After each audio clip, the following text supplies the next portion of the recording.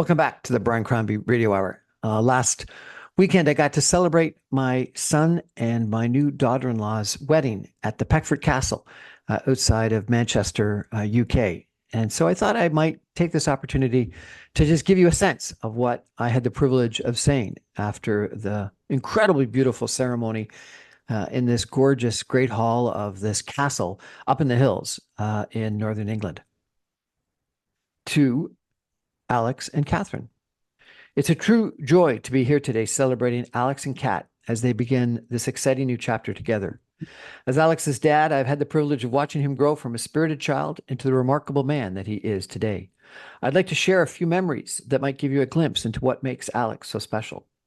For those who don't know, Alex was born in California, right across the street from the Disney Studios in beautiful downtown Burbank, where I worked.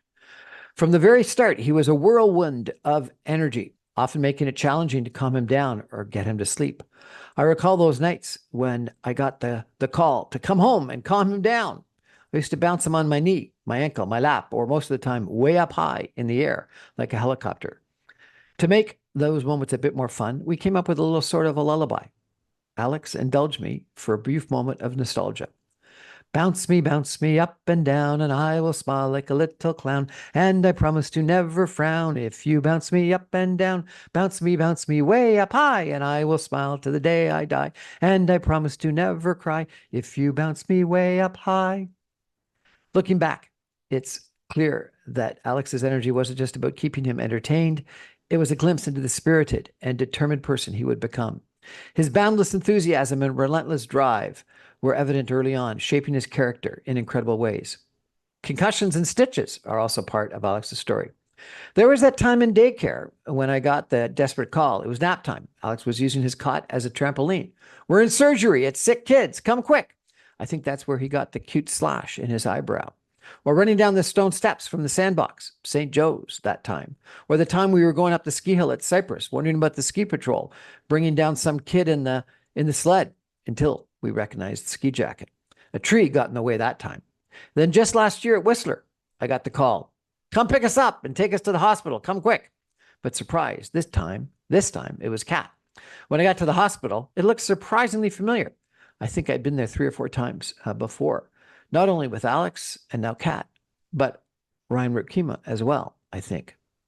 Now, you all know Alex's competitive spirit, but let me share a story that truly encapsulates his nature. On many occasions when we were having something to eat, be it tomatoes or cucumbers or strawberries or something Alex really liked, we'd say, but you're having too much, Alex. And his response was always, but I want too much. Alex, his response about him wanting too much, he'd repeat it over and over again. I want too much. We try to protect his grammar, but in reality, he was perfectly describing himself because Alex does want too much. This verbal slip, I think, gives insight into Alex's incredibly competitive spirit and his relentless pursuit of excellence. During the early years before Jonathan and Natasha were born, Alex's mom was in school, so I was almost a single father. But we were fortunate to have the support of some great friends. Steve Cox, my best friend, was often around to take Alex to Sharky's for chicken wings and Queen's pasta. And Uncle Randy spent countless hours coaching soccer and hockey in Swansea with us. I remember walking around with Alex on my shoulders during Howard Brown's political campaign, and this cute little blonde head was such a hit that he became the political star assistant of the day. He would all of a sudden flip back on my shoulders to ensure I was holding on tight.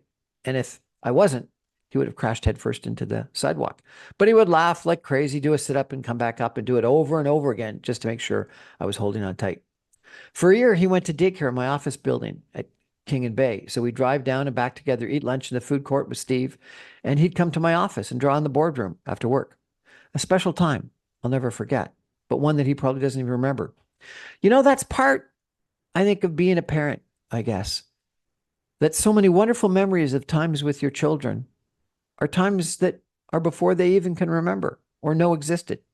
It was a very special time. As Alex grew, his competitive spirit only became more apparent. He was an incredibly athletic child, often turning everyday objects into his personal playground, from crawling out of his crib to scaling and toppling bookcases. Alex's energy was boundless, and nothing could keep him contained. His grade 3 teacher once told us, I can only get Alex to sit still for 20 minutes. We were amazed. We thought, 20 minutes? That's a huge achievement. We channeled his energy into sports, gymnastics, hockey, soccer, you name it. He even ranked ninth in BC in gymnastics. Then there was the trampoline that we bought for $50 in a garage sale in Vancouver, best buy ever. Every morning and evening, Alex would bounce away, using up his boundless energy. It was our little secret to keeping him calm and focused, and I'm pleased to report that he hasn't lost his touch. Alex can still perform an impressive back flip on command. It wasn't until we moved to Vancouver that Alex found a mentor in school who really understood him. His first male teacher, a rugby coach, introduced Alex to the Collingwood circuit. Every day at recess and lunchtime, he'd race around the schoolyard, and Alex would win time after time. It was the perfect balance for him of physical activity and then focus. As Alex grew, his energy didn't wane, just found new outlets. He was always the most athletic and energetic kid, turning any object into a playground. In high school, Alex's athleticism continued to shine. I had the privilege of coaching him in soccer and hockey in Swansea, in West Vancouver, and in Mississauga, even rugby as well in Vancouver. In West Vancouver, many of the same kids played on both our soccer and hockey team, and we won the championships for both hockey and soccer in 1999-2000 for West Vancouver Squamish Whistler. Getting to coach your own son is a really special experience. We traveled all over the west coast of the Vancouver mainland for games, and it was a fantastic experience. We also enjoyed hiking and skiing at Whistler, Cypress, and Lighthouse Park. When we moved back to Toronto at Mentor College, Alex was named Male Athlete of the Year. On his first day at Appleby, Alex sat beside James Tanner on the bus. James turned to Alex and said, "First day? Want to be best friends?" And they've been best friends ever since. That says a lot about Alex and his ability to form lasting friendships. James, Rebecca, Alex, and Ryan became inseparable, and they're still close today. I'll never forget when Jonathan was born. Alex's initial reaction was, "Can you put him back in your tummy?" It was a classic example of his honest, if somewhat blunt way of expressing his feelings. Natasha's baby sister had a knack for playing her brothers off against each other to get her way. She knew exactly how to charm or coax her brothers, and frankly her mother and I, into doing what she wanted, a skill she honed early on. Our dinner table was always a very lively place, a hub of animated debates and discussions on every conceivable topic. Alex was always ready to engage and make his voice heard, whether it was about sports or school, politics, or the latest family adventure. These lively conversations brought us closer together and are among my fondest memories. We used to have a tradition at dinner parties where we would invite the kids to stand and speak for 2 minutes. I think several people at the wedding have had that privilege bestowed upon them. Alex came with me on a business trip to Paris and stayed up all night with jet lag, trying to go to every possible restaurant that served beef carpaccio. He skied with me at Whistler, Tremblant, and Zermatt until I couldn't keep up with him. He ate a Ville-au-Lemans in every single restaurant in Rome and Sorrento. He refused to use the toilet in Poland. He loved being tossed in the tube in Great South Bay, and he used to drink the lobster butter at the Cull House, but then he was sick all night. Granny was shocked when we brought this precocious 3-year-old in shorts and a cute jacket to the Ritz-Carlton in Montreal for Sunday brunch. When we entered the Montreal Canadiens dressing room one day, in the forum, one night after a game, goalie Patrick said, "Alex, I was told you were coming. Here's the game puck." All these memories. I hope Alex remembers them, remembers at least some of them. One of my favorite memories involves Alex and her beloved home in Patchogue, Long Island. Alex became the first young person ever invited to the Cheyenne table, and then the first to eat at the table of Aunt Ann and Uncle Chip, where you had to wear a jacket, and dining was a very formal affair. This home, steeped in our family history, holds a special place in my and Alex's heart. There's a picture of him on the back of the boat Shalimar on a grand voyage we took in 2003. We took Aunt Ann, Uncle Chip, my gran, his bubchie, through the British Virgin Islands with Alex. And there's this picture of Alex and Uncle Chip sipping port on the back deck of the Shalimar, chatting about life. One of my favorite pictures and one of my most treasured moments. It's no surprise that Alex chose the beach at Patchogue to propose to Kat, with the sun providing the perfect backdrop. This place holds so many cherished memories for us, and it's fitting that it became the setting for this beautiful moment in Alex and Kat's story. Since Kat has entered Alex's life, I've seen a wonderful change in him. He's incredibly in love, and their compatibility is truly special. I remember a moment when Kat joined us for dinner, and her vibrant personality and ease with our family were immediately evident.